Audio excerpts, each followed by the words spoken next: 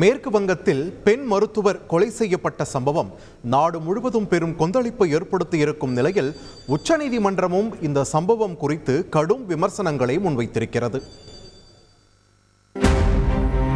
மேற்கு வங்க மருத்துவர் கொலை சம்பவத்தில் சரமாரியான கேள்விகளையும் விமர்சனங்களையும் முன்வைத்து சாட்டையை சுழற்றியிருக்கிறது உச்சநீதிமன்றம். மருத்துவருக்கு நேர்ந்த இந்த கொடூரத்திற்கு எதிராக உச்சநீதிமன்றம் தாமாகவே முன்வந்து வழக்கு பதிந்து விசாரணை நடத்தியிருப்பது குறிப்பிடத்தக்கது. இந்த விவகாரம் கொல்கத்தா மருத்துவமனை பற்றியது மட்டுமல்ல எனவும் நாடு முழுவதும் உள்ள மருத்துவர்களின் பாதுகாப்பு தொடர்புடையது என்றும் உச்சநீதிமன்ற நீதிபதிகள் காட்டம் தெரிவித்திருக்கின்றனர். ஒரு பெண் மருத்துவர் தொடர்ந்து 36 மணி நேரம் பணியில் ஈடுபடுத்தப்பட்டதை குறிப்பிட்டு பேசிய நீதிபதிகள் மருத்துவர்களுக்கென தேசிய அளவில் பாதுகாப்பு ஏற்பாடுகளை உருவாக்க வேண்டும் என்றும் குறிப்பிட்டிருக்கின்றனர்.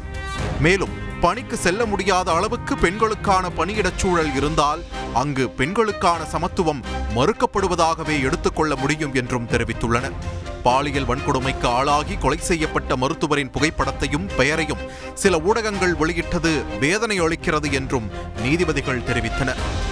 பலியான இளம் பெண் மருத்துவருக்கு காட்டும் கண்ணியம் இதுதானா என்றும் கேள்வி எழுப்பினர் நீதிபதிகள்.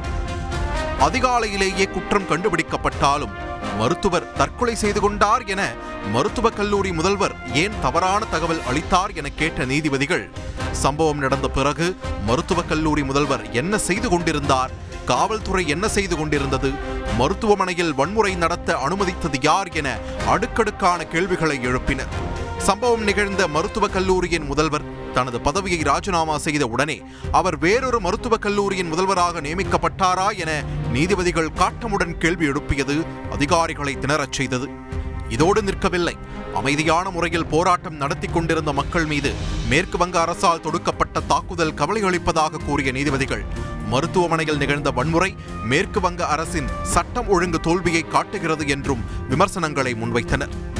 விசாரணை இறுதி கட்டத்துக்கு வந்தது. மருத்துவமனைகளில் மருத்துவர்களின் பாதுகாப்பு தொடர்பாக ஆலோசனைகளை வழங்க தேசிய பணிக்குழுவை அமைக்கிறோம் எனவும் நீதிபதிகள் உத்தரவிட்டனர்.